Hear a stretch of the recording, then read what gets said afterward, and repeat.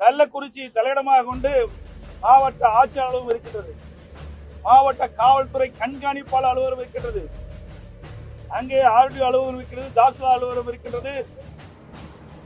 இன்றைக்கு DSP, inspector எல்லாம் நிறைந்த அந்த பகுதியில் பகிரங்கமாக கள்ளச்சாராய் விற்பனை தொடர்ந்து நடைபெற்றுக் கொண்டிருக்கிறது.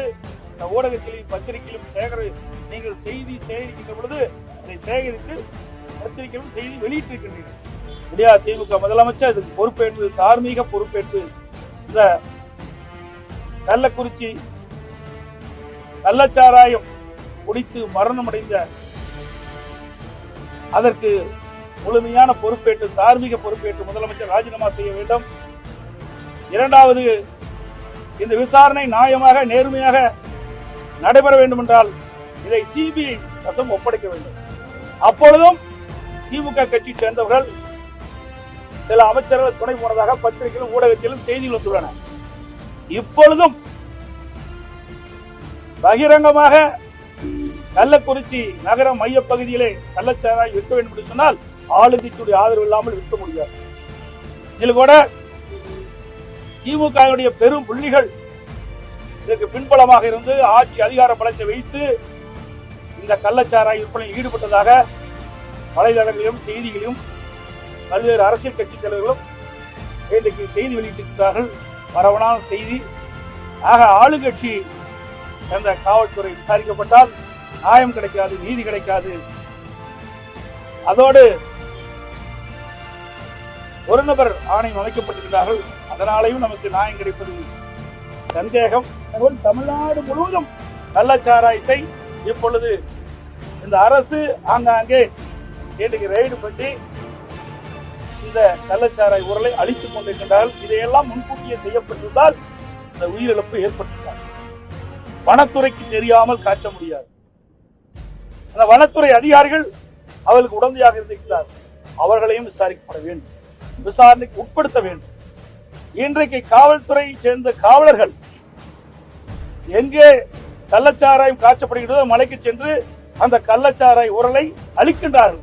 அப்படி இருக்கின்ற பொழுது அங்கே வனத்துறையா இருக்கின்ற அதிகாரிகளுக்கு முழுமையாக தெரிந்துதான் இந்த கள்ளச்சாராயம் தொடர்ந்து காய்ச்சி விற்பனை செய்யப்படுகிறது. இது அரசுக்கு முழுமையாக தெரிந்திருக்கும். உளவுத்துறைக்கு ஏன் தெரியவில்லை என்றுதான் சந்தேகம். உளவுத்துறை தோல்வி அடைந்து விட்டதா?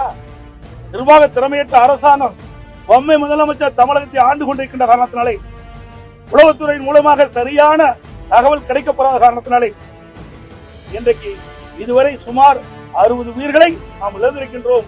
பத்திரிகையாளர் கேட்கிறேன், செய்தியாளர் கேட்கிறேன், தொலைக்காட்சி கேட்கிறேன், நீங்கள் வெளியிட்ட செய்தி உண்மையா பொய்யா? அதை நீ முடிவு பண்ணுங்க. நீங்க நாட்டு மக்களுக்கு உங்களுடைய தொலைக்காட்சியின் மூலமாக காட்டினீங்களா? அதைத்தான் நான் திருப்பி சொல்றேன். வழக்கறிஞர்கள் சேர்ந்தவர்கள் நீதிமன்றத்தில் இந்த வழக்கு தொடர்ந்திருக்கிறோம். இன்றைக்கு வழக்கு நடைபெற்றுக் கொண்டிருக்கிறது. இந்த வழக்கு நேர்மையாக நியாயமாக நடைபெற வேண்டும். அதற்காக சிபிஐ விசாரணை வேண்டும் என்று கேட்டுக்கிறோம். அதற்கு நியாயம் கிடைக்கும் என்று எதிர்பார்க்கிறோம். இந்த கள்ளக்குறிச்சி மாவட்டத்தில் கள்ளக்குறிச்சி சட்டமன்ற தொகுதிக்கு உட்பட்ட பகுதியில் கள்ளச்சாராயம் அமோகமாக விற்பனை செய்யப்படுகிறது. போதைப்பொருள் நடமாட்டம் அதிகமாக இருக்கின்றது. இதனால் மக்கள் பாதிக்கிறாங்க அப்படின்னு 29/3/2023 அன்று இன்றைக்கு கவன ஈர்ப்பு தீர்மானத்தை கொண்டு வருவதற்கு பேரவைத் தலைவருக்கு கொடுத்தார். அதையும் நிராகரிச்சுட்டாங்க. அப்பொழுதாவது இந்த அரசு விழித்துக் கொண்டு சட்டமன்ற உறுப்பினர் கொடுத்திருக்கிறாங்களே அந்த கவன ஈர்ப்பை எடுத்து அந்த கவன ஈர்ப்பிலே இன்றைக்கு ஒரு வாதம் நடைபெற்றிருந்தால் செய்தி போய் தடுத்திருக்கலாம். அதுக்கு பிறகு இந்த சம்பவம் நடைபெறுவதற்கு ஒரு 5 நாளுக்கு முன்பு தொலைபேசியின் வாயிலாக மாவட்ட காவல்துறை கண்காணிப்புடன் பேசுறார். இன்றைக்கு கள்ளக்குறிச்சி சட்டமன்ற தொகுதியில கள்ளச்சாராயம் அதிகமாக விற்பனை செய்யப்படுகிறதை தடுத்து நிறுத்த வேண்டும். அதற்கு பிறகு அன்றைய தினம் சம்பவம் நடந்திருந்த காலையில நேரிலே பார்த்துட்டார்.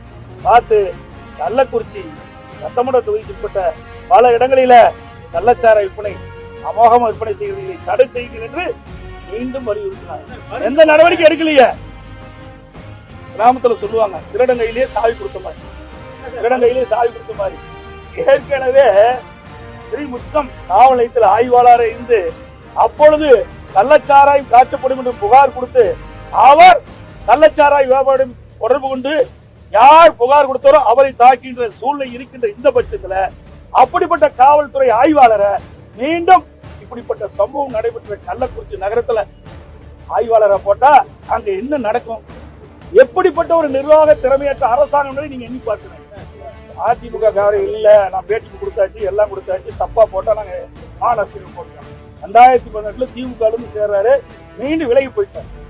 அந்த கட்சியிலிருந்து இல்ல, நீக்கப்பட்டது ஒரு கட்சியில் இல்ல. 2018 வெளியில போயிட்டார். திமுக ஒரு கட்சியில் சேர்றாரு, மீண்டும் வெளியில போயிட்டார். அண்ணா திமுக கட்சியில் இல்ல, கூட நேரத்துல பேட்டி கொடுக்குறாரு.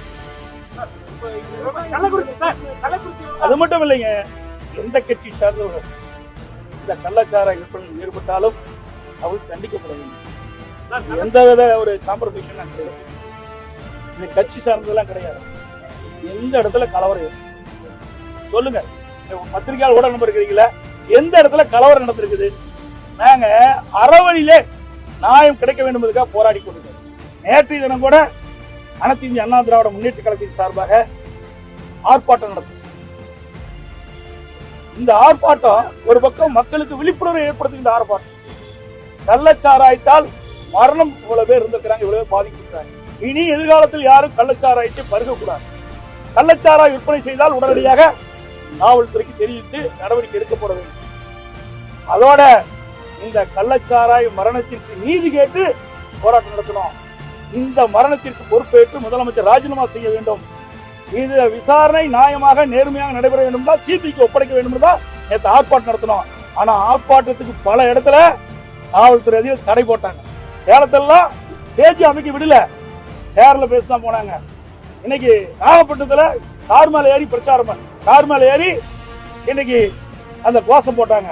இன்னைக்கு தமிழ்நாடு முழுவதும் ஆங்காங்கே காவல்துறை அதிகாரிகள் இந்த ஆர்ப்பாட்ட நிகழ்ச்சிக்கு வந்தவர்களை தடுத்து நிறுத்தி திருப்பி அனுப்பினாங்க.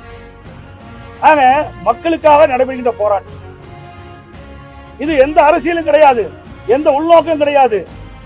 இன்றைக்கு பாதிக்கப்பட்ட மக்களுக்கு நியாயம் கிடைக்க வேண்டும்.